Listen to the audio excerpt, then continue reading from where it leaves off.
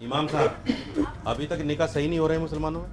नहीं, मतलब ये रजिस्टर होने की बात हो रही है, निकाह की बात अभी तक निकाह सही नहीं हो रहे हैं क्या? नहीं, निकाह की बात रजिस्टर होने की हो रही है। अभी तक निकाह अगर सही जो हो रहे हैं रजिस्टर ना? अभी काजी पहले के इस पास बात है, का जवाब लेकिन दीजिए, अगर सही हो रहे हैं नहीं हो रहे हैं? यकीनन सब सही हो रहे हैं तो फिर रजिस्ट्रेशन का क्या मतलब? रजिस्ट्रेशन क्यों नहीं होना चाहिए? क्या मतलब नहीं, क्यों नहीं होना चाहिए? मतलब बता दीजिए। नहीं, मतलब मैं आपसे पूछ रहा हूँ क्यों नहीं होना चाहिए? क्या मतलब है उसका? नहीं, क्या क्यों नहीं होना उसका चाहिए? मतलब सुनिए, मैं बताता हूँ। नहीं, होना क्यों नहीं चाहिए भैया? मत बोला करो यार। पहले क्या तरीका है भाई? देखिए, वो चाहती है कि उनकी शादी क्या तरीका मतलब रजिस्टर्ड ना हो शादी। क्यों आप बोल मुझे बोलने रहे? नहीं, दो। आप ही बोलिए कि क्या गलत आप तरीका बोलोगे है? फिर मैं बोलने नहीं दूंगा। नहीं, ये आप सारी बोल नहीं शुरुआत पाओगे। आपने की है। सुनो, आप बोल नहीं पाओगे तो मैं भी एक साथ की बात कर नहीं सकती बोल हूँ। सुनो, नहीं, आप मेरे गलत बीच में चीजें मत क्यों बोलो, बोल रहे हो कि निकाह गलत हो सुनो रहा मेरी है? बात। निकाह अलग है, आज शादी का तक- रजिस्ट्रेशन सुनिए, अलग है। हजरत, शादी सब अपने एक रीति मिनट। रिवाज के हिसाब से करते हैं। ऑडियंस अब भी इसमें कुछ गवर्नमेंट का कहना चाह रही है आप रजिस्ट्रेशन लोगों पूछिए ना से। महिलाओं से। अपनी बात सब बोलिए। महिलाओं की बात भी यही करेंगे, मैं पुरुषों की भी बात यही करेंगे, इमाम की भी बात यही मेरी करेंगे। बारी भी आने दीजिए आप प्लीज, मैं भी बोलिए। हूँ यहाँ पर। मैं अल्हम्दुलिल्लाह मुस्लिम हूँ, मेरा इस्लामिक माइंडसेट है, अल्हम्दुलिल्लाह माइंडसेट है मेरा। एक सेकंड, इस्लामिक माइंडसेट है मेरा, है और रहेगा, बिल्कुल रहेगा। आपके अलावा 3 गेस्ट हैं। अरे भाई तीनों से करा लो ना, करा लो ना।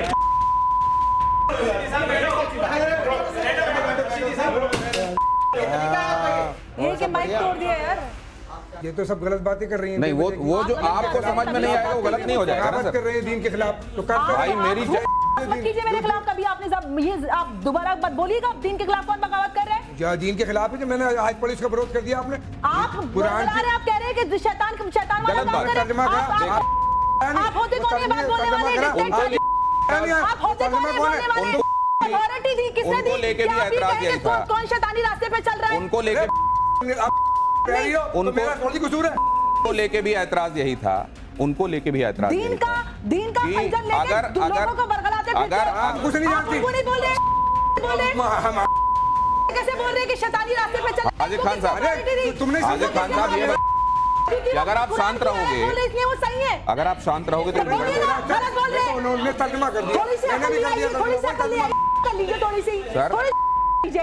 अगर एक दूसरे को बोलने गलत जगह क्यों बोल रहे हैं? अगर एक दूसरे को बोलने ही नहीं दोगे, शांत। गुलाम क्या है कि आपका तरीका गलत है। क्या गलत है? आप- क्या का तरीका मेरे गलत है? खिलाफ ही अगर करने की कोशिश होगी मुझे आपने। मत समझ। मैं किसी को कुछ नहीं अरे, एक समझता। सेकंड। आदमी समझता हूँ एक सेकंड, किसी को भी प्लीज प्लीज प्लीज प्लीज ये क्या प्लीज आप देख नहीं रहे? साजिश कर रहे हैं जनता को भड़काने के लिए। कर रहा ये हूं। सरता से जुदा की आप समझ नहीं रहे हैं? के चक्कर में एक पूरी सेकंड, दुनिया को बर्बाद कर रही है। बोलिए तो ये कर क्या रहे हैं? एक तो सेकंड, दीन की बेइज्जती भी नहीं जानती। एक सेकंड, ना नमाज पढ़े ना रोजे की ना किसी चीज की कर रही है। चलिए मुझसे तमीज से बात कर रहे ये एक सेकंड, बात करने का तमीज दीन के खिलाफ कर रही है। तेरे उड़ेंगे अगर ना उड़े तो मेरे मुंह के बात नहीं, मेरा भी बोलेंगे। एक सेकंड, खुद जो वक्त के ऊपर सवाल उठा रहे हैं, सबसे बड़ा घोटाला खुद ओवैसी साहब करके बैठे हुए हजारों करोड़ का। तो सबसे बड़ा डर उनको ये नहीं कि कौन को फायदा पहुंचे वक्त की प्रॉपर्टीज के नाम पर, उनको खतरा है कि हमारे हाथ से ये सारी चीजें चली जाएंगे। सारा देश जानता है, लेकिन मैं आपसे पूछ मैं रहा तो हूँ, दुनिया का सबसे बुरा इंसान हूँ। आपका सबसे काम बुरा। विरोध करना है, मुझसे वो बुरा आप दुनिया में करें। कोई नहीं, लेकिन ये सवाल का जवाब दे दो, लेकिन मैं संशोधन आपसे क्या-क्या पूछ रहा हो हूँ रहे कि हैं? आपको संशोधन में ऐतराज क्या है? क्या बनाया जा रहा है, क्या दिखाया जा रहा है कि मुसलमानों के पास इतनी बड़ी संपत्ति है, इतनी सारी जगह है, 9 लाख एकड़ जगह है। अरे जब मैं कह रहा हूँ 2 मंदिरों के पास उससे ज्यादा अधिक तो उस पे तो संपत्ति और टैक्स जाता है ना, पैसा सरकार के अगर पास ये जाता है हम सारी बात चीजें, अगर किस रख तरह रहे की हैं बातें मगर कर रहे हमें हैं? किसी से कोई दिक्कत नहीं है। दिनेश जी, अगर जायज अंदेशे होते तो हमारे देश में सीए के नाम पर लोगों को कितना वर्गलाया गया और जगह जगह पर शाहीन बाग बनाए गए और महीनों तक पूरी जिंदगी को रोका गया। कितने ही लोगों की जाने गई, कितने लोगों के कारोबार ठप हुए और कितने ही लोग जेलों में गए। लेकिन सबसे पहली बात जो आपने बहुत इंपॉर्टेंट बात कही है, जो हमारे यहाँ पे जितने भी लोग बैठे हुए हैं और जो हमें देख रहे हैं सुन रहे हैं, वो कभी भी कान को हाथ लगा कर नहीं देखते कि कौवा लेकर गया है या नहीं गया है। लेकिन ये जो लोग शोर मचाते कि कौवा कान ले गया, इनकी आवाज पे सब दौड़ जाते हैं, लेकिन कभी ये नहीं देखते कि ये लोग किस लिए इस तरह से बार बार एक ही पैटर्न पे कौम को वर्गलाते हैं। क्यों बार बार कभी एनआरसी के नाम पर, कभी सीए के नाम पर, कभी पॉपुलेशन बिल के नाम पर, कभी ट्रिपल तलाक बिल के नाम पर। अगर कोई सरकार अमेंडमेंट कर रही है देखिए, सरकार की जिम्मेदारी होती है कानून, जितने भी नागरिक हैं उनके बारे में सोचना, उनको हर अधिकार, उनको सुरक्षा फराहम कराना। अगर आप नहीं सोच रहे हैं, जो कौम के लीडर्स का काम था, आपने कभी नहीं सोचा कौम की फलाह बहबूदी तो के आप नाम ये पर। कह रहे हैं? मैं एक इंपॉर्टेंट बात कहने वाली हूँ दिनेश जी, ये ओवैसी साहब जो आज यहाँ पर बैठ के कहें कि तुम्हारे बाप दादाओं की कब्रें छीन ली जाएंगी, किसकी कब्र छीन ली गई? यहां से ज्यादा मस्जिद, इमाम बारगाह, दरगाहें किसी दुनिया के किसी देश में नहीं है। रशीदी साहब, मैं आपके समय पे नहीं बोली थी, प्लीज मुझे बोलने दीजिए। खुद जो वक्फ के ऊपर सवाल उठा रहे हैं, सबसे बड़ा घोटाला खुद ओवैसी साहब करके बैठे हुए हजारों करोड़ का, तो सबसे बड़ा डर उनको ये नहीं कि कौन को फायदा पहुंचे वक्फ की प्रॉपर्टीज के नाम पर, उनको खतरा है कि हमारे हाथ से ये सारी चीजें चली जाएंगे, जो क्योंकि सबसे ज्यादा स्कैम्स ये लोग करते हैं। हाजिर अंग्रेज उन्हीं की पार्टी की नुमाइंदगी करते हैं। बिल्कुल, यहाँ पे साबित करें। ये चर्चा बहुत सारी बड़ी बातें हो रही है इस चीज लेकर, और वक्त के नाम पर चाहे वक्त प्रॉपर्टीज के रेंटल्स की बात हो, चाहे उनके कब्जेदारी की बात हो, नहीं आप ये बताइए ना किसके कब्जे में प्रॉपर्टी, किसकी जिम्मेदारी है? मैं बता रहा हूं ना, कौन को जो फायदा पहुंचना चाहिए। आपने एआईएमआईएम को लेकर ओवैसी को लेकर एक बात कही है, जरा उसका जवाब सुन लीजिए। 1000-3000 करोड़ का घोटाला एक सेकंड एक करके। ये नैरेटिव बनाया गया कि डिफेंस और रेलवे के बाद जो है वक्फ के पास इतनी बड़ी संपत्ति है। नैरेटिव नहीं, सच्चाई है। ये सच्चाई नहीं है, सुन तो लीजिए, ये सच्चाई नहीं है। 2 मंदिर ऐसे हैं साउथ में जिनकी 3 गुना ज्यादा जो है संपत्ति और पैसा उनके नहीं, उससे क्या ये बात, उससे क्या ये बात गलत हो जाती है? अरे सर, क्या ये तथ्य गलत हो जाएगा उस तथ्य की वजह से? नहीं, वो ये सच्चाई नहीं है क्या देश की? क्या बनाया जा रहा है, क्या दिखाया जा रहा है कि मुसलमानों के पास इतनी बड़ी संपत्ति है, इतनी सारी जगह है, 9 लाख एकड़ जगह है। अरे जब मैं कह रहा हूँ 2 मंदिरों के पास उससे ज्यादा अधिक तो उस पे तो टैक्स जाता है ना, सरकार के पास जाता है, सारी चीजें किस तरह की बातें कर रहे हैं? हमें किसी से कोई दिक्कत नहीं है। अभी तक सरकार रेलवे की जमीन बेच रही थी, एयरपोर्ट बेच रही थी और रेलवे स्टेशन बेच रही थी। अब सरकार चाहती है कि अडानी और अंबानी को ये जो वक्फ की जो संपत्ति है, और देखिए जो अडानी का, अंबानी का जो घर बना हुआ है, किसने बेचा? वो वक्फ बोर्ड वालों ने बेचा भाई। अच्छा, किसकी सरकार है? ये जो आप सुन रहे हैं ना, किसकी सरकार? मैं इसलिए ईमान साहब आपके सामने ये तमाम पॉइंट ऑफ व्यूज में रख रहा हूं। ताजमहल तक को ये बता दिया जाता है कि वक्फ की संपत्ति है। मैं आपसे ये जानना चाहता हूं कि क्या इसमें वाकई इतनी पेचीदगियां हैं कि कई पॉइंट ऑफ व्यूज की इसमें गुंजाइश है, या वो लोग जो सियासत करना चाहते हैं वो एक राय नहीं बनने दे रहे हैं? बात ही नहीं कर रहा है कोई। बिल्कुल आपने सही फरमाया कि इसमें क्या हो रहा है कि सियासत ज्यादा हो रही है, और उस सियासत की वजह से उसको मतलब लोगों को कंफ्यूज कर रहे हैं लोग। असल में इस जो संशोधन है वो समय के अनुसार होता है। अब उसमें अगर वक्फ में संशोधन हो रहा है तो उसमें एक तो सियासत नहीं होनी चाहिए।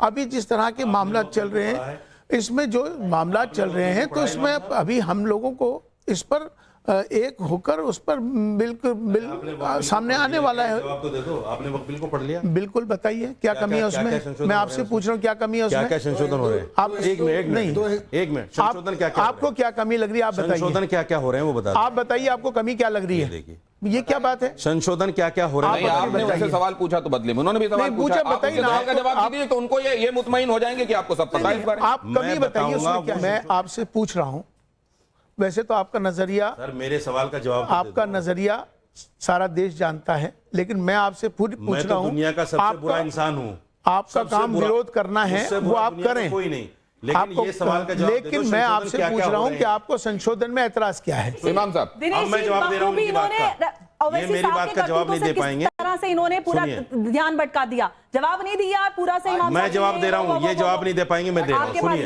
अब एक सेकंड सुनिए, अब आप लोग जरा एक बाइट और सुन लीजिए। नहीं अब आगे चलना पड़ेगा क्योंकि मैं एक सब्जेक्ट पर उलझ कर रहूंगा तो ये टॉपिक कंप्लीट नहीं होगा। जरा ये सुनिए, यहाँ बदरुद्दीन अजमल क्या कह रहे हैं वो सुनिए जरा। इमाम साहब का ओपिनियन उसमें लूंगा, और प्लीज फॉर्मेट का और मर्यादा का ख्याल रखिएगा। जरा सुनिए। मुझे बोलने दीजिए।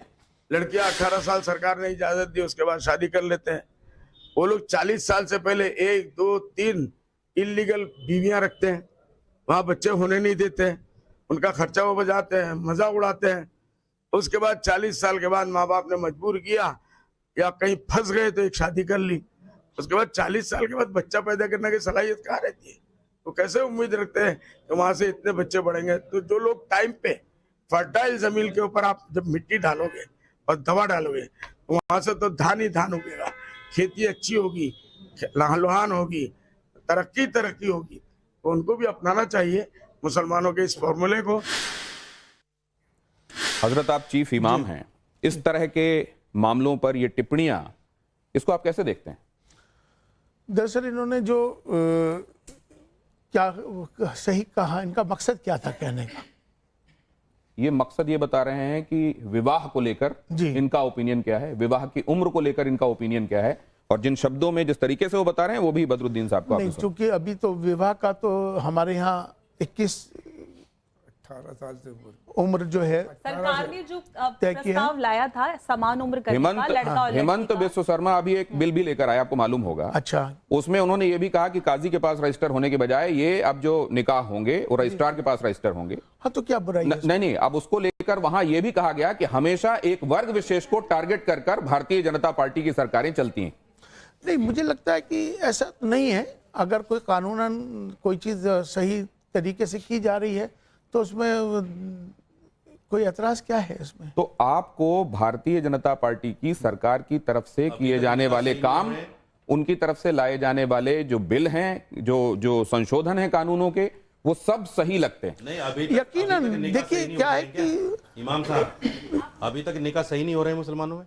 नहीं, मतलब ये रजिस्टर होने की बात हो रही है, निकाह की नहीं, बात अभी तक निकाह सही नहीं हो रहे हैं क्या? नहीं, निकाह की बात रजिस्टर होने की हो रही है। अभी तक निकाह अगर सही जो हो रहे हैं रजिस्टर ना? अभी काजी पहले के इस पास बात है, का जवाब लेकिन दीजिए, अगर सही हो रहे हैं नहीं हो रहे हैं? यकीनन सब सही हो रहे हैं तो फिर रजिस्ट्रेशन का क्या मतलब है? रजिस्ट्रेशन क्यों नहीं होना चाहिए? क्या मतलब नहीं, उसका? क्यों नहीं होना चाहिए? मतलब बता दीजिए। नहीं, मतलब मैं आपसे पूछ रहा हूँ क्यों नहीं होना चाहिए? क्या मतलब है उसका? नहीं, क्या क्यों नहीं होना उसका चाहिए? मतलब सुनिए, मैं बताता हूँ। नहीं, होना क्यों नहीं चाहिए भैया? हाँ, प्लीज। ऐसे मत बोला करो यार। क्या पहले तरीका है भाई? देखिए, वो चाहती है कि उनकी शादी क्या तरीका मतलब रजिस्टर्ड ना हो शादी। आप मुझे बोलने दो नहीं, ना। आप ही बोलिए कि क्या आप गलत तरीका बोलोगे है? फिर मैं बोलने नहीं दूंगा। नहीं, ये आप सारी बोल नहीं शुरुआत पाओगे। आपने की है। सुनो, आप बोल नहीं पाओगे तो मैं भी एक साथ की बात कर नहीं बोल सकती हूँ। पाओगे। सुनो, नहीं, आप मेरे गलत बीच में मत चीजें क्यों बोलो। बोल रहे हो कि निकाह गलत हो सुनो रहे मेरी हैं? बात। निकाह अलग है, आज शादी का तक- रजिस्ट्रेशन सुनिए, अलग है। अगर- शादी सब अपनी रीति रिवाज के हिसाब से करते हैं। ऑडियंस भी इसमें कुछ कहना चाह रही है आप लोगों से। पूछिए ना नहीं, मैं महिलाओं से। अपनी बात सब बोलिए। महिलाओं की बात भी यही करेंगे, मैं पुरुषों अपनी की भी बात बात पूरी यही करूं करेंगे, पहले। इमाम की भी बात यही करेंगे। मेरी बारी भी आने दीजिए हाँ, प्लीज। मैं भी बोलिए। हूँ यहाँ पर, मैं बहुत देर से आप लोगों को सुन रही हूँ। मेरा सवाल ये है कि एक बार तो पहले जो क्वेश्चन हो रहा है उसका मुतमईन तरीके से आंसर मिल जाए। हम लोग भी यहाँ पर बैठे हैं, रजिस्ट्रेशन किस लिए जरूरी है? रजिस्ट्रेशन तो ऑटोमेटिकली होता ही है ना, जब सिग्नेचर करते हैं और लड़की से पहले पूछा जाता है, वहां पर पूरा सिग्नेचर होता है, तो इसमें रजिस्ट्रेशन की बात ही कहाँ रह गई? वो तो ऑलरेडी हमारे उसमें रहा ना, जब हमें निकाहनामा मिलेगा। इसका जवाब मैं दूं? नुकसान क्या है मैं देता हूँ। मैं एक देता हूँ सेकंड। जवाब। अरे मुझे भी तो बोलने आपके पास आता हूँ, बोलिए। आप मुझे देखिए, बोलने नहीं दे रहे। नहीं, आऊंगा आपके पास, बोलिए। देखिए, जो आपका निकाह होता है, किसी का भी निकाह होता है, तो उसका रजिस्ट्रेशन सरकार के पास नहीं होता है, वो काजी जी के पास होता है। तो सरकार के पास शादी का रजिस्ट्रेशन कराना जरूरी होता है। कल आप, ये आपके अधिकारों की बात है, कल आपका पति कहे कि शादी नहीं हुई, कल आपके बच्चों को अधिकार ना मिले, तीसरी शादी कर ले, ये महिलाओं के अधिकारों से। और सबसे अहम बात, जो कम उम्र में बच्चों की शादी होती है उनको प्रोटेक्ट करने के लिए कदम उठाया जा रहा है। कम से बाल कम आप विवाह महिलाओं के क्या लिए एक बुराई ये नहीं तथ्यों है, पे और मैं बात क्या कर रही समाज हूं। को किसी भी नहीं आ रहा हूं सर, ऐसे मत कीजिए। इधर माइक नहीं, एक सेकंड, एक और दूसरा सवाल प्लीज, जल्दी से हाईजैक मत कीजिए प्लीज, एक सेकंड बोलिए। सर, जब आप लोगों को न्याय चाहिए होता है तब आप इस संविधान के पास भागते हैं। जब ये संविधान कहता है कि यही शादी रजिस्टर होनी चाहिए, क्यों आप उस संविधान के हिसाब से उस शादी को रजिस्टर नहीं करना? एक संविधान कहाँ गलत है सर? साजिद रशीदी, सुनिए, साजिद रशीदी, बेटा इधर सुनो, बेटा इधर सुनो। सरकार का प्रोपोगेंडा आप कौन सी क्लास में पढ़ रही हैं? कॉन्स्टिट्यूशन का सर मैं पीजी कर रही हूँ। पीजी कर रही हैं। हाँ जी। अभी आपकी बहुत कम उम्र है, हम बहुत दुनिया में घूम रहे हैं। नहीं, उनका सवाल सीधा है मैं सर। जवाब पे ही आ रहा हूँ। उमर जवाब पे ही आ से रहा नहीं हूँ। होता सर, वो मैं ये कह जवाब रहे पे हैं ही कि आ रहा हूँ। कॉन्स्टिट्यूशन जो बात कहता है अरे वहां सुनिए, पर- जवाब पे ही आ रहा हूँ, जवाब पे ही आ रहा हूँ। कॉन्स्टिट्यूशन, सुनिए, सर प्लीज सर, अरे मैं बता रहा हूँ ना, सुन तो लीजिए, सुन तो लीजिए। एक क्वेश्चन सुन लीजिए। मेरा सीधा सा सवाल है, मेरा सवाल है कि रजिस्ट्रेशन के आप बोल रहे रजिस्ट्रेशन नहीं होना चाहिए, उसमें क्या ऐसा नुकसान हो रहा है जो आपकी मैं बता रहा हूँ, कुछ देखिए। नुकसान नहीं, केवल एक दर्ज ही तो हो रहा है ना। इससे अच्छा मैं नुकसान क्या है, आप सुन तो इतना बता लीजिए, दीजिए। सवाल हो गया आपका, सुनिए मैं बता रहा हूँ। देखिए अभी सीएनआरसी पर बात आई, मैं लेके चल रहा हूँ उसी को। 28 लोगों को अभी जेल में डाला है 5 दिन पहले। किसी की माँ है उसमें, किसी का बाप है, किसी का भाई है। एक घर में जब 5 लोग हैं तो 2 आदमी विदेशी कैसे हो सकते हैं? ये होता है गलत काम। रजिस्ट्रेशन के नाम पर भी जो गलत काम होगा, यहां 60% इनलिटरेसी है इस देश के अंदर, 60%। समझ रहे हैं आप उस बात को? जो इनलिटरेट लोग हैं, जिनको ये पता नहीं रजिस्ट्रेशन कहां होगा, कैसे होगा, मतलब साजिद रशीदी उनको साहब ये गलत कह रहे हैं बहकाया कि जाएगा, बीवी उनको बदल दी गलत इस्तेमाल जाएगी। होगा उनका। उनका आप गलत कह रहे हैं इस्तेमाल कि होगा। निकाह रजिस्टर हो संविधान गया, पे कौन चल रहा बाद में है? हो सकता है बीवी बदल जाए, आप ये कह रहे हैं? तो फिर आप ये बात ही कह रहे हैं? 5 लोगों का परिवार, उसमें 2 विदेशी कैसे निकल आए? आपने ये बात कही ना अभी। ये हेमंत विश्व शर्मा मैं से ये पूछो। कह रहा हूं कि अगर ये हेमंत कहीं विश्व शर्मा से नहीं, पूछो। आप अपवादों को ये हेमंत नियम विश्व शर्मा बनाएंगे। से पूछो जिसने 28 लोगों को जेल में डाला। आप अपवादों को नियम आप बनाएंगे। पूछो उनसे। नहीं, आप अपवादों को पूछो नियम उनसे। बनाएंगे। आप अपवादों को आप नियम सवाल कर बनाएंगे सकेंगे क्या? हेमंत विश्व शर्मा आप से? जरा- नहीं कर पाएंगे। आप जरा ये मैं ये भी नहीं समझ कर लूं। पाएंगे आप। अब इलेक्शन की बातें भी हो रही हैं, 1 नेशन कौन 1 सा इलेक्शन की फॉर्मेट, बात कौन भी सा हो रही प्रोग्राम है। लेके अभी चल रहे हैं? कश्मीर और हरियाणा में हम चुनाव देख रहे हैं। ख्वाजा आसिफ हैं पाकिस्तान के मंत्री, वो कह रहे हैं कि नेशनल कॉन्फ्रेंस और कांग्रेस का जो एजेंडा है 370 को लेकर, वही बात तो हम भी कहते हैं। इसको आप कैसे देखते हैं? देखिए, 1 नेशन 1 इलेक्शन की जहाँ तक बात है, ये तो देश हित में है और एक अच्छी बात है। हम इसका समर्थन करते हैं और होना भी चाहिए, और सब एकजुट हैं और तमाम साथ। जहाँ तक 370 की बात है, मैं आपको बताऊं कि अभी मैं जब 370 आर्टिकल से पहले जब मैं कश्मीर गया था, वहाँ की हालात और अभी जब आर्टिकल 370 हटने के बाद के जो हालात, ज़मीन आसमान का फ़र्क है। आज जो वहाँ तरक्की मिली, वहाँ के जो लोग हैं, जो वहाँ के लोगों ने मुझे जो बताया, वहाँ के लोगों ने जो खुशहाली बताई, वहाँ कारोबार लोगों के बढ़ गए, वहाँ लोगों के कारोबार बढ़ गए, टूरिज्म बढ़ गया, वहाँ के इतना अच्छा डेवलपमेंट हो गया, तो लोग वहाँ के खुश हैं। आपके देखिए, आपके बोलने से नहीं होने, नहीं, मैं ये जानना चाह रहा हूं सर, हमारा वहाँ की आवाम उधर चलिए सर, आप मुझसे मुखातिब रहिए। क्या कांग्रेस और नेशनल कॉन्फ्रेंस जो जुबान बोल रहे हैं वो पाकिस्तान की जुबान है? मैं ये जानना चाहता हूं। बिल्कुल पाकिस्तान की जुबान है और देश विरोधी जुबान है, ये नहीं होनी चाहिए। एक देखिए, जब ये देश हित अब ये में 370 हटा देश हित में, हम उसे देश हित में मानते हैं।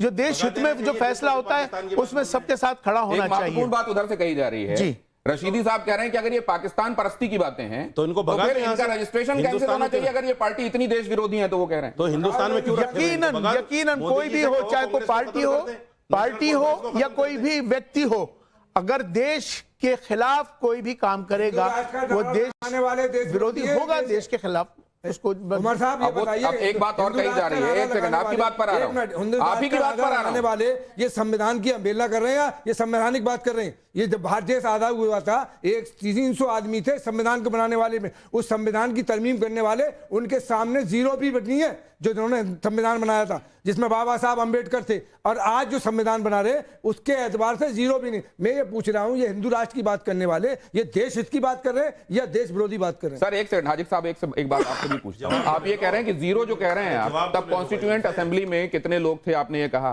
300। बाबा साहब के संविधान के बारे में आपने बताया, और अभी आप जीरो कह रहे हैं। अमेंडमेंट्स को लेकर आपका नजरिया क्या है? वो मसला ऐसे नहीं थे कि 46 को 86 मैं आपसे जानना चाह रहा हूं कि क्या अमेंडमेंट्स को आप मानते हैं, नहीं मानते हैं?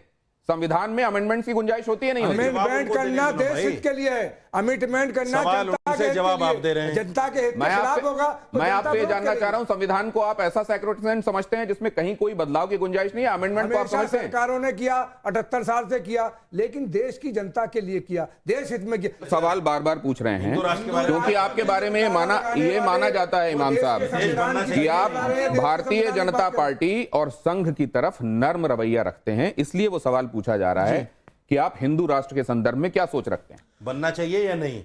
यस या नो? देखिए, यस या नो? बनना चाहिए नहीं, या नहीं? अब देखिए, बात हिंदू राष्ट्र क्या है पहले तो आप वो बता दीजिए। यस या नो बताइए। मैं आपसे पूछ रहा हूँ। यस या नो? नहीं, आप क्या समझते हैं? इसमें क्या लिखा हुआ है? वो मैं भी जानता नहीं, हूं। सुन, उसमें क्या लिखा हुआ है? तफसील में मत जाओ। आप कौन सा यस या नो? नहीं, बनना चाहिए या नहीं? आप हिंदू राष्ट्र बनना चाहिए या नहीं? वो भी आपके काउंटर क्वेश्चन कर रहे हैं, उसका भी जवाब मेरा चाहिए या जवाब नहीं? आपसे कि आप हिंदू राष्ट्र को हाँ, क्या ना पहले हो समझते जाए। हैं? आप हिंदू राष्ट्र को क्या समझते हैं? क्या हिंदू राष्ट्र क्या आप है? पहले हाँ ना का जवाब दे दिए, फिर समझ नहीं, लें। पहले हिंदू राष्ट्र है क्या आपकी निगाह में? एक सेकंड, आप बता दीजिए ना, आपकी निगाह में क्या आप है? बता सर, ये दीजिए क्या है? बनना चाहिए या नहीं? ये क्या है आपकी सर? निगाह में क्या है हिंदू आप राष्ट्र? मुझे बता ये क्या है सर? अरे इसको मत समझाओ मुझे। नहीं, उनके बगल में रखा हुआ है, क्या आपका अकीदा है इस पर? आपने कहा, आपका अकीदा है इस पर? आपका अकीदा है इस पर? सुनिए, कॉन्स्टिट्यूशन ऑफ इंडिया इस समय मेरे हाथ में है, क्या आपका अकीदा है? क्या आपका अकीदा है? रंगरेज साहब, आपका अकीदा है इस पर? इस पर अकीदा है ना? तो फिर ये सवाल क्यों है? फिर ये अगर ये हमारे लिए सुप्रीम बुक है तो क्या इस पर हमको भरोसा रखना चाहिए? पूरा रखना चाहिए। तो फिर हिंदू राष्ट्र के संदर्भ में इस सवाल को आप कैसे लेते हैं? क्यों बोल रहे हो उसके ऊपर? इसके खिलाफ जो बात कहने वाले हिंदू राष्ट्र को लेकर इस संविधान की किताब की रोशनी में ये बात कैसे कही जाती है? एक सेकंड, आपके पास आऊंगा तो अपनी बात कहिएगा। आप बताओ, एक सेकंड आपका इसके ऊपर रुकिए, बताइए, आपका अकीदा है इस पर? मेरी तरफ देखिए और बताइए। पूरा अकीदा है मेरा इस पर, और भारत के हर व्यक्ति का अकीदा है इस पर। अकीदा है क्या आपका इसके ऊपर? पूरा अकीदा है, पूरे भारत के हर व्यक्ति का। ये कॉन्स्टिट्यूशन है भारत का, कुरान पे है, अल्लाह के रसूल हमारा भारत का कॉन्स्टिट्यूशन। अकीदा और किसी चीज पे नहीं हो सकता। अकीदा हमारा हमारा अकीदा क्या है? मजहब, हमारा इस पर हर भारत के कॉन्स्टिट्यूशन से जुड़ा हुआ है। देखिए दिनेश जी, ये अहम पॉइंट्स पे, अहम मुद्दों पे बात करने के बजाय देखिए शोर मचा रहे हैं। इस तरह से कोई बात नहीं कर सकता। देखिए कितने बढ़िया से डिबेट होने दे रहे हैं, आप सब देख रहे हैं। अकीदा का मायना क्या है? अकीदा के लफ्ज़ कितने बढ़िया से डिबेट होने दे रहे हैं, कितने बढ़िया सवालों के जवाब लेने दे रहे हैं। हाजिक साहब भी उसमें पूरा कोऑपरेट कर रहे हैं। और देखिए कितने बढ़िया, और कौन से मदरसे से मौलवी है, आप बता दीजिए। ये लगातार ये कोशिश की जा रही है कि आप बोले नहीं। सर अगला सवाल आपसे, अब तरक्की और विकास का एक जो फॉर्मूला है वो कहता है सबका साथ, आता हूं सर, सबका साथ, सबका विकास, सबका विश्वास। जी। अरशद मदनी साहब को अगर आप सुने तो वो कहते हैं हिंदुस्तान में मुसलमानों की हालत इस समय सबसे दयनीय है और मुसलमान सबसे ज्यादा हाशिए में हैं, परेशान हैं। सबका साथ, सबका विकास, सबका विश्वास, अगर हर एक पॉलिसी, गवर्नमेंट पॉलिसी का लाभ सबको बगैर भेदभाव के मिल रहा है तो ये स्टेटमेंट कैसे सही हो सकता है जो दूसरी तरफ से दिया गया? यकीनन यही तो दिक्कत की बात है आज के वक्त में। अभी आप देखेंगे कि जो हमारे प्रधानमंत्री आवास योजना, उसमें आप देखेंगे कि सबसे ज्यादा अगर कोई फायदा मिला तो मुसलमानों को मिला। अगर जैसे तरह की लाडली योजनाएं जो मिली वो मुसलमानों की मिली, या किसी को भी किसी भी देखिए चाहे अनाज हो, किसी भी योजना में। क्या ये कहा जाना कि आप सियासत में नहीं होके भी सियासी गोटियां खेलते हैं? कभी आप मोहन भागवत जी से मिलते हैं, कभी आप मोदी जी के बुलावे पर चले जाते हैं, आप कौम के बहुत सारे लोगों को नाराज करके राम मंदिर की प्राण प्रतिष्ठा में चले जाते हैं। क्या आप ये सियासी डोरियां हैं जो बगैर सियासत में शामिल हुए खींचते रहते हैं? दरअसल मैं जो भी कोई कार्य करता हूँ इसमें सियासत नहीं है, मेरा राष्ट्र हित मेरे सामने होता है। कुरान कह रहा है और मैं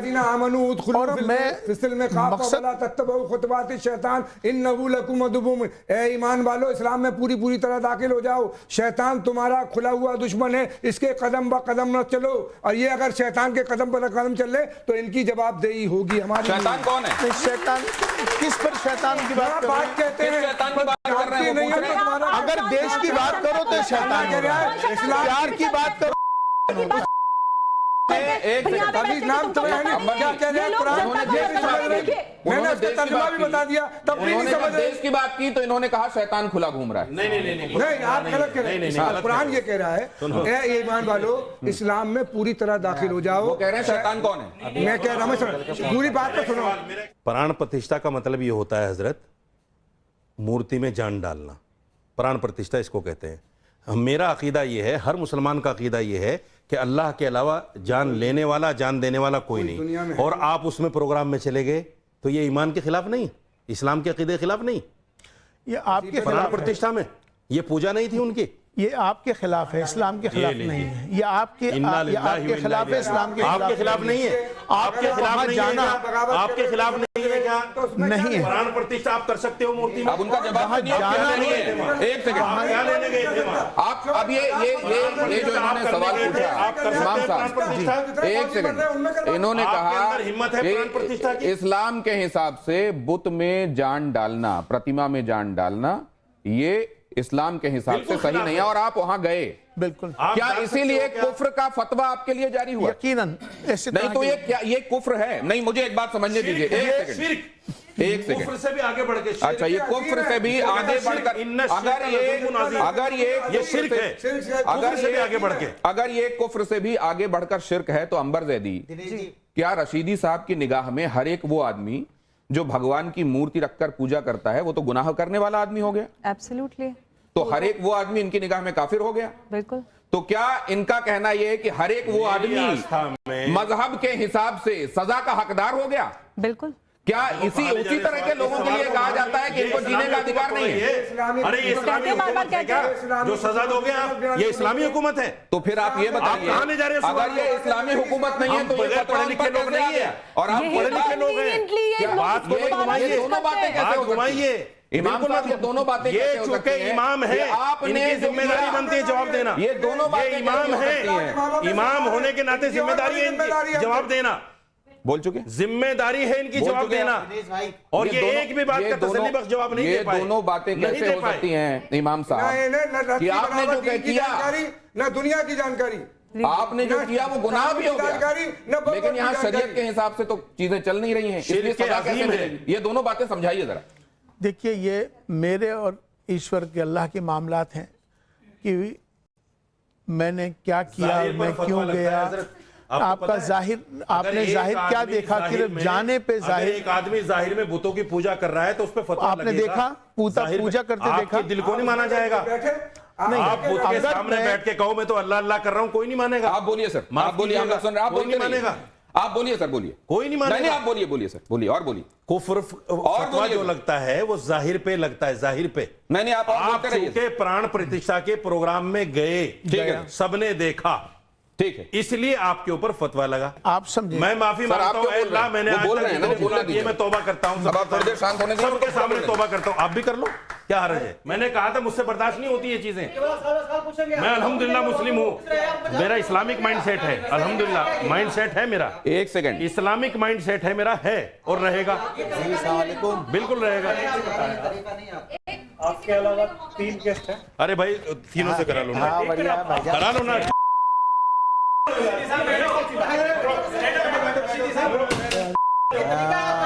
ये कि माइक तोड़ दिया यार। ये तो सब गलत बातें कर रही हैं। नहीं, वो जो आपको समझ में नहीं आएगा वो गलत नहीं हो जाएगा ना सर। कर रहे हैं दीन के खिलाफ तो कर भाई मेरी कीजिए मेरे खिलाफ कभी आपने सब ये आप दोबारा मत बोलिएगा। आप दीन के खिलाफ कौन बगावत कर रहे हैं? या दीन के खिलाफ है जो मैंने आज पुलिस का विरोध कर दिया आपने। आप कुरान आप कह रहे हैं कि शैतान वाला काम कर रहे हैं। आप होते कौन है बात बोलने वाले? आप होते कौन है बोलने वाले? अथॉरिटी दी किसने दी? उनको लेके भी ऐतराज यही था। कौन शैतानी रास्ते पे चल रहा है? उनको लेके उनको लेके भी ऐतराज यही था, उनको लेके भी ऐतराज यही था। दीन का खंजर लेके लोगों को बरगलाते फिरते अगर आप कुछ नहीं जानती, आप नहीं बोल रहे, कैसे बोल रहे कि शैतानी रास्ते पे चल? हाजिर खान साहब, तुमने हाजिर खान साहब ये कि अगर आप शांत रहोगे, वो सही है, अगर आप शांत रहोगे तो उन्होंने तर्जुमा कर दिया, थोड़ी सी मैंने भी कर दिया, थोड़ी सी सर। अगर एक दूसरे को बोलने, अगर एक दूसरे को बोलने ही नहीं दोगे, गुलाम क्या है? आपका तरीका गलत है। क्या का तरीका गलत है? अगर करने की कोशिश मुझे मत समझ। मैं किसी को कुछ नहीं समझता, आदमी समझता हूँ, किसी को भी। प्लीज प्लीज प्लीज प्लीज ये क्या प्लीज आप देख नहीं रहे? साजिश कर रहे हैं जनता को भड़काने के लिए। ये सरतन से जुदा समझ नहीं रहे।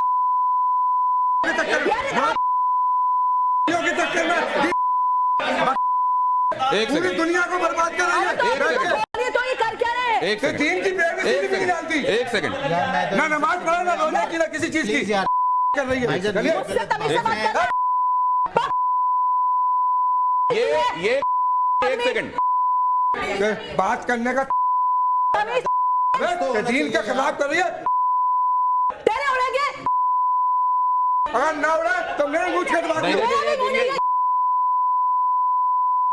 एक सेकंड, एक सेकंड, एक सेकंड,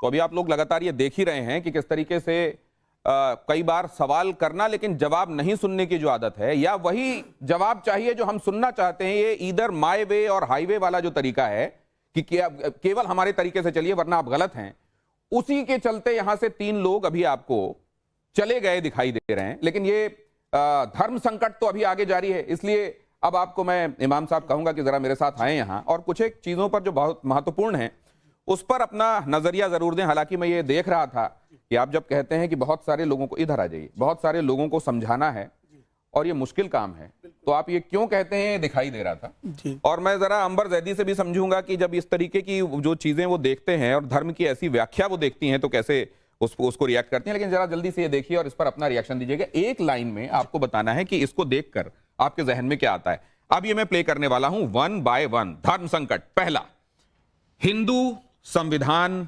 मुसलमान, देश में खतरे में कौन दिखाई दे रहा है? देश में कौन खतरे में दिखाई दे रहा है? हिंदू, संविधान और मुसलमान। मतलब इन तीनों में से कौन है जो खतरे में दिखाई दे रहा है? कोई कह देता है हिंदू खतरे में है, कोई कह देता है संविधान खतरे में है, कोई कहता है मुसलमान इस समय सबसे ज्यादा खतरे में है। आपको खतरे में कौन दिखाई देता है? मुझे तो कोई ऐसा खतरा दिख नहीं रहा। आपको कहीं कोई खतरा नहीं दिखाई दे रहा है? मतलब खतरे से मुराद क्या है कि क्या कहाँ हिंदू खतरे में है, कहाँ संविधान खतरे में है, कहाँ मुसलमान खतरे में? चलिए नेक्स्ट प्ले कीजिए। मुझको कोई यहाँ इनमें से किसी पर भी खतरा मंडराता हुआ दिखाई नहीं दे रहा है। अगला दिखाइए। क्या बुलडोजर न्याय का प्रतीक है? आपका नजरिया क्या है? देखिए, कानूनन कोई भी काम कानून के दायरे में हो तो वो ज़्यादा बेहतर है। चाहे वो कोई भी एक प्रक्रिया बुलडोजर की कानून के दायरे में ठीक है। अगर कानूनन है तो उसमें कोई बुराई की बात नहीं। कानून के दायरे में चल रहा है अगर बुलडोजर तो वो ठीक है। नेक्स्ट दिखाइए। अगली, क्या देश के विकास के लिए अगली साइड कहती है यूसीसी जरूरी है, हां या नहीं? देखिए, मुझे लगता है कि ये विषय राष्ट्रीय विषय है मुझे, और राष्ट्रीय विषय में मुझे लगता है कि इसका होना बेहतर होगा। यूसीसी होना राष्ट्र के लिए बेहतर होगा। बेहतर होगा। कौम के लिए कैसा होगा? सभी के लिए अच्छा होगा, उसमें कौम भी आती है देश में। चलिए नेक्स्ट दिखाइए। नेक्स्ट स्लाइड कहती है मुसलमानों का सच्चा रहनुमा कौन है, औरंगजेब या मोहम्मद अली जिन्ना? क्योंकि इनको बहुत बार बहुत तरीके से रहनुमा के तौर पर प्रोजेक्ट पोर्ट्रे किया गया है। इनमें से कौन दिखाई देता है आपको रहनुमा? मैंने तो इनको भी नहीं देखा, इनको भी नहीं देखा, तो इसलिए तो इनमें से कोई भी मेरे को रहनुमा नहीं दिखाई देता, ये कह रहे हैं। मोदी जी रहनुमा दिखते हैं। कौन दिखाई देता आपको रहनुमा? नरेंद्र मोदी जी रहनुमा दिखते हैं, जिनको हमने देखा है। ना मैंने उनको देखा, ना मैंने इनको देखा। तो तीसरी तस्वीर आपने लगाई नहीं। मुझको तो नरेंद्र मोदी में रहनुमा मुसलमानों को दिखाई देता है। वैसे इस बात को लेकर बहुत सारे लोग आपको कहते हैं कि आपने चश्मा ही ऐसा लगा रखा है कि आपको उन्हीं में सब कुछ अच्छा दिखाई देता है। क्या कहना, जो अच्छा करेगा उसको अच्छा ही कहा जाएगा। तो क्या ये राष्ट्रीयता का चश्मा है जिससे आप देखते हैं इसलिए उनमें अच्छा ही दिखाई देती है? देश के प्रति समर्पित हैं, देश के लिए लगे हुए हैं, देश को आगे बढ़ा रहे हैं, तो क्यों ना कहा जाए।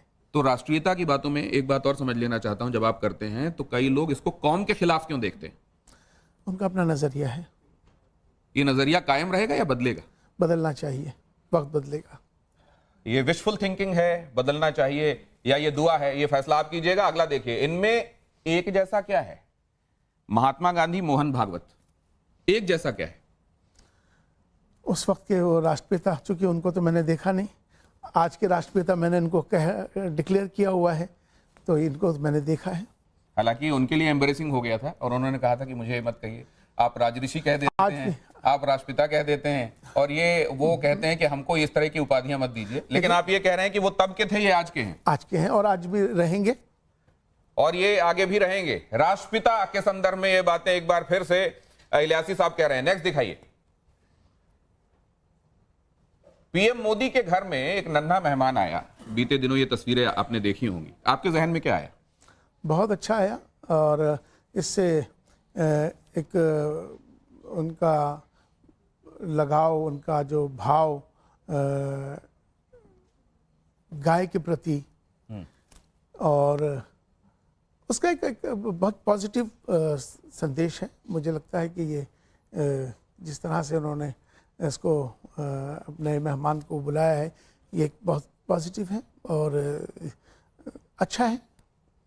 ये पॉजिटिव सिर्फ इमाम इलियासी साहब के लिए है? सभी के लिए, देश के लिए है। क्योंकि देश के अभी प्रधानमंत्री हैं, तो प्रधानमंत्री जो इस समय जो कर रहे हैं वो देश के लिए ही है। अगला दिखाइए। प्रधानमंत्री नरेंद्र मोदी जो कर रहे हैं, इससे बहुत सकारात्मक वातावरण तैयार हुआ है। ब्रुनेई के उमर अली सैफुद्दीन मस्जिद में मोदी दिखाई दिए, आपके जहन में क्या आया?